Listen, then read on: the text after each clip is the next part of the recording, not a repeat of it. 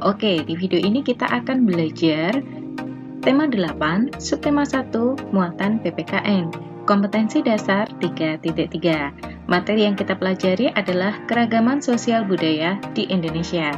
Nah, bagaimana keragaman sosial budaya di Indonesia? Yuk, kita simak video ini dengan baik ya.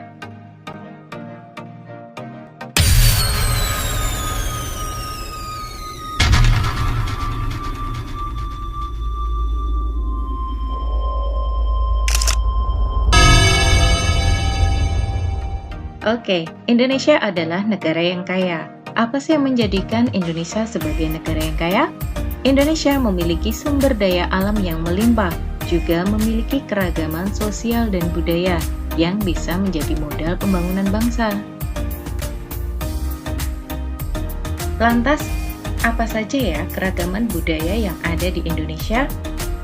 Nah, bentuk keragaman budaya yang ada di Indonesia meliputi keragaman bahasa daerah, keragaman rumah adat, keragaman senjata tradisional, pakaian adat, ataupun keragaman lagu daerah, tarian daerah, serta pertunjukan kesenian daerah. Selain memiliki keragaman budaya, Indonesia juga memiliki keragaman sosial.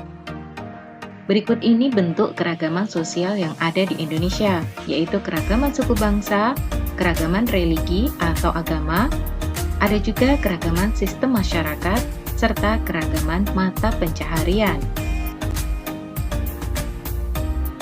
Oke, yang pertama kita bahas adalah keragaman budaya yang ada di Indonesia, yaitu keragaman bahasa daerah.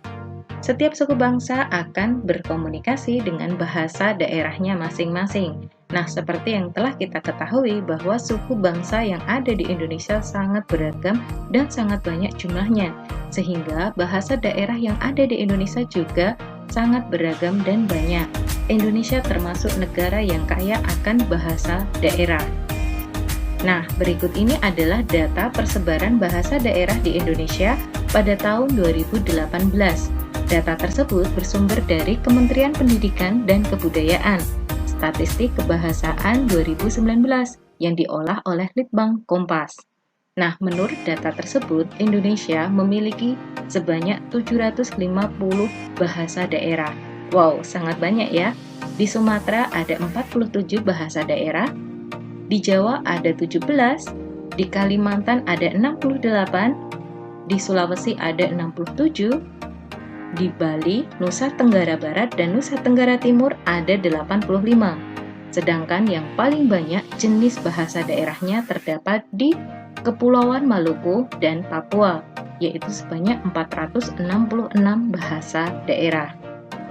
Nah, keberagaman bahasa daerah di Indonesia seharusnya tidak menjadi masalah, karena Indonesia memiliki bahasa persatuan, yaitu bahasa Indonesia. Nah, ada juga keragaman rumah adat.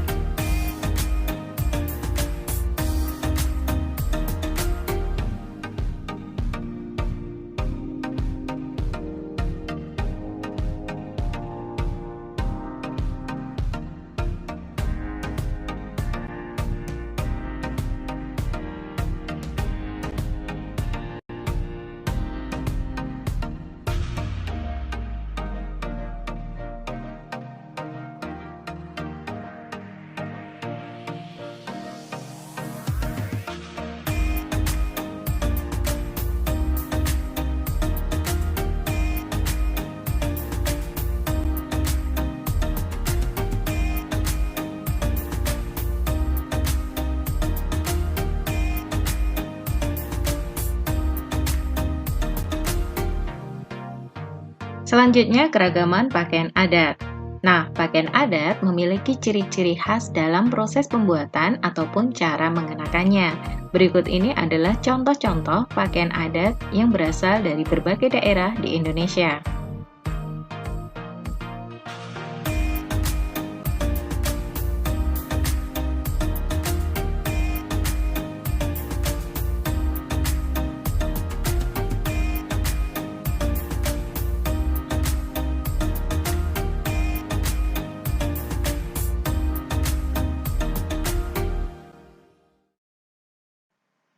Keragaman budaya berupa tarian daerah.